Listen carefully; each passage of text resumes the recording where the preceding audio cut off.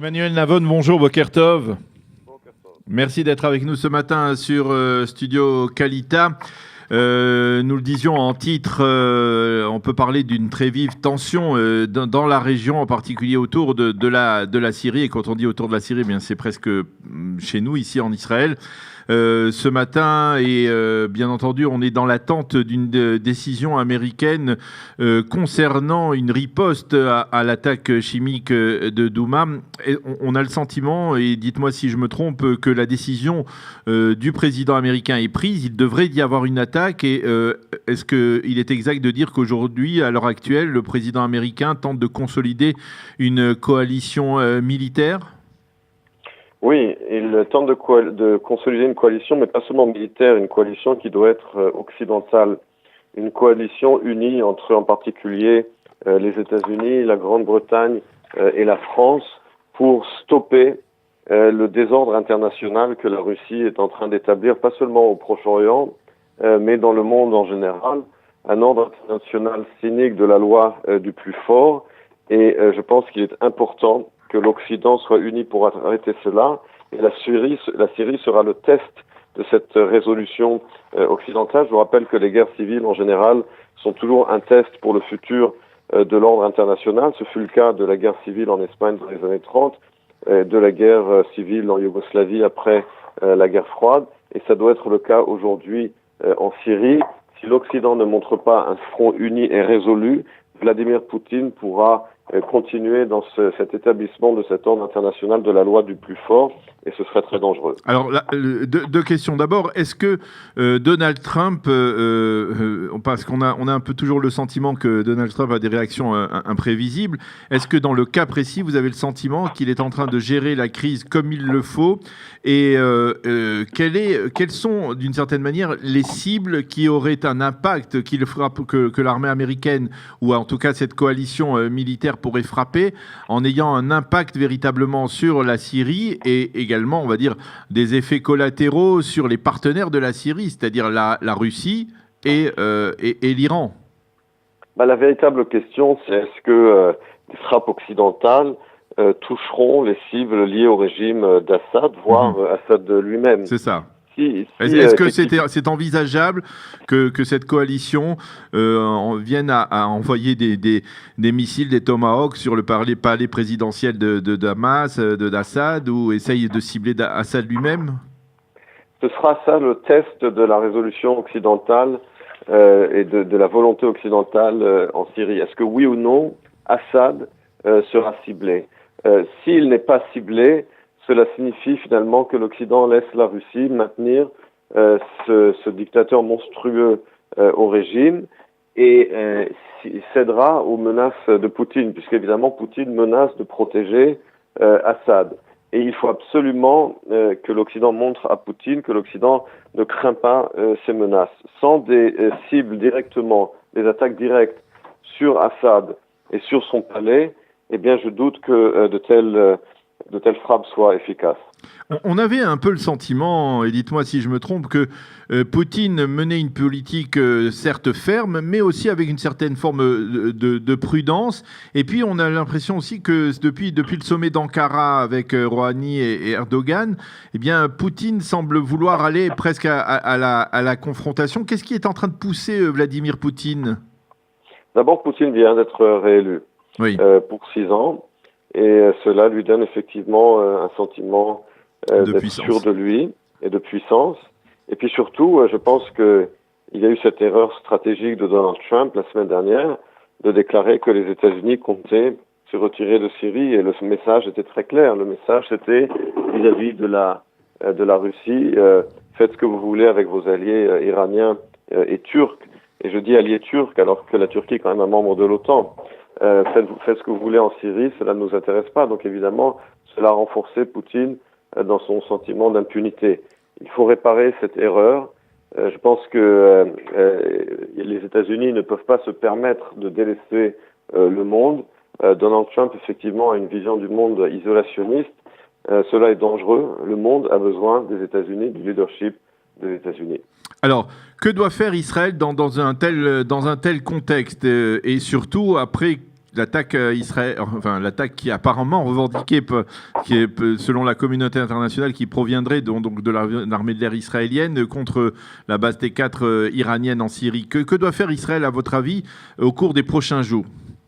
Israël doit continuer de défendre ses intérêts en Syrie, à savoir bombarder les bases construites par l'Iran, bombarder les bases iraniennes qui menacent directement Israël. Ça, c'est sur le plan stratégique et militaire. Sur le plan diplomatique, je pense que le gouvernement israélien ces dernières années, à mon sens, a commis une erreur diplomatique en se montrant trop conciliant vis-à-vis de Vladimir Poutine, en ne condamnant pas ouvertement son invasion de l'Ukraine, son attentat chimique en Grande-Bretagne il y a quelques semaines, en pensant que si on est conciliant vis-à-vis de Poutine, eh bien, il y aura des bénéfices diplomatiques et stratégiques en Syrie et ailleurs. Or, ce n'est pas le cas. En dépit de cette politique conciliante d'Israël, eh bien, Poutine continue de soutenir toutes les forces les plus ennemies d'Israël au Proche-Orient et d'ignorer complètement les intérêts d'Israël dans la région, en laissant en particulier l'Iran prendre le dessus en Syrie. Donc, je pense qu'il est temps pour Israël de se joindre au monde occidental en condamnant la Russie et de cesser de jouer ce jeu conciliant vis-à-vis de Poutine. Non seulement c'est une erreur morale, mais c'est surtout une erreur stratégique en termes d'intérêt national. Est-ce qu'on peut supposer que si officiellement l'État d'Israël ne participe pas à cette coalition qui est en train de se former, plus discrètement, les Israéliens apportent leur contribution, ne serait-ce qu'en matière de services de renseignement, à une telle coalition? Bien entendu, il y a une coordination très proche entre Israël et les armées de l'OTAN, de manière générale, mais également en Syrie. Et je pense qu'il est important aujourd'hui que Israël se joigne à ce front occidental, je précise, de l'OTAN face à la Russie, et de comprendre qu'il y a quelque chose qui a changé. Certes, il y avait une importance stratégique dans la coordination entre Israël et la Russie ces dernières années en Syrie, mais quelque chose a changé. Aujourd'hui, la Russie adopte une ligne extrêmement agressive, extrêmement dangereuse, et même sur le plan rhétorique, a des propos extrêmement graves à l'égard d'Israël.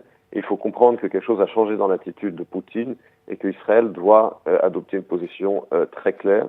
Et cette position très claire, elle doit être que la Russie aujourd'hui est redevenue un pays dangereux qu'il faut arrêter. Alors, la préoccupation prioritaire des Israéliens, c'est l'Iran, c'est, on va dire, une forme d'hégémonie, une omniprésence iranienne en Syrie. Est-ce que, d'abord, vous pensez que les Iraniens vont réagir à ce qui s'est passé dans la nuit de dimanche à lundi contre la base T4? Est-ce qu'ils ont... ils auraient, on va dire, l'audace de réagir, d'attaquer Israël, comme certains observateurs l'envisagent? Ils ne réagiront pas sans coordonner avec la Russie. C'est ça. Et je ne pense pas que la Russie prendrait un tel risque de déflagration.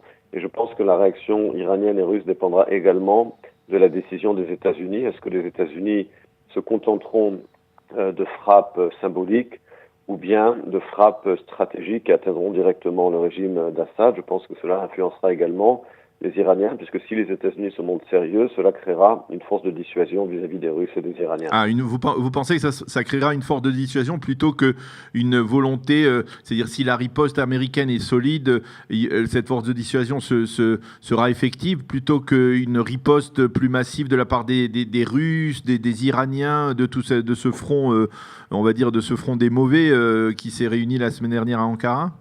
À mon sens, oui, parce que si les États-Unis décident de frappes réelles et stratégiques contre le régime d'Assad, cela montrera qu'ils sont prêts à une confrontation même limitée avec la Russie, et que je pense que cela fera réfléchir Poutine à deux reprises, à savoir que l'Occident est prêt à accepter que Poutine défende ses intérêts au Proche-Orient, mais il y a des limites.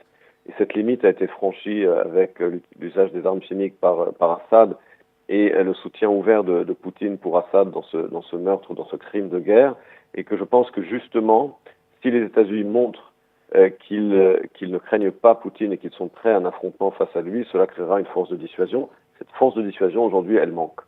Deux leaders comme Poutine et comme Trump, qui tous les deux revendiquent une certaine force, une certaine volonté d'action, on va dire une forme de militantisme ou d'activisme, même sur le plan militaire.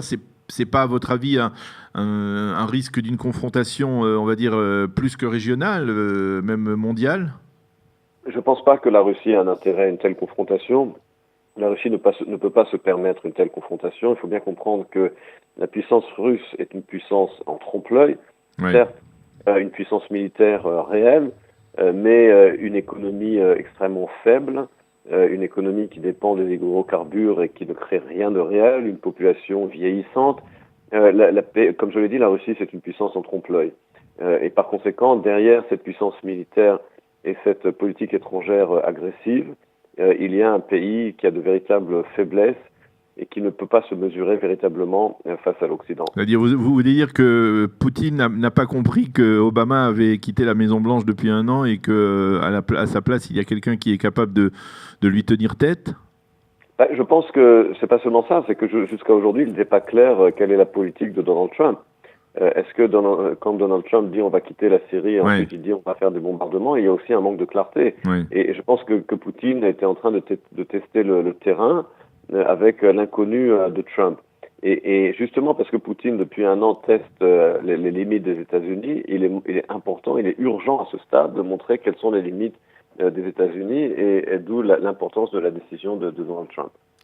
Eh bien, Emmanuel Navon, merci beaucoup de nous avoir éclairé sur cette tension régionale extrêmement vive et qui risque d'être encore plus aiguë au cours des prochains jours. Merci d'avoir été avec nous ce matin sur Studio Kalita et bonne journée, Shalom. Merci, bonne journée. Voilà, il est 8h26 sur Studio Kalita. Nous allons marquer une pause et on se retrouve dans quelques instants avec Eliana Gurfinkel et sa chronique Un jour, notre histoire.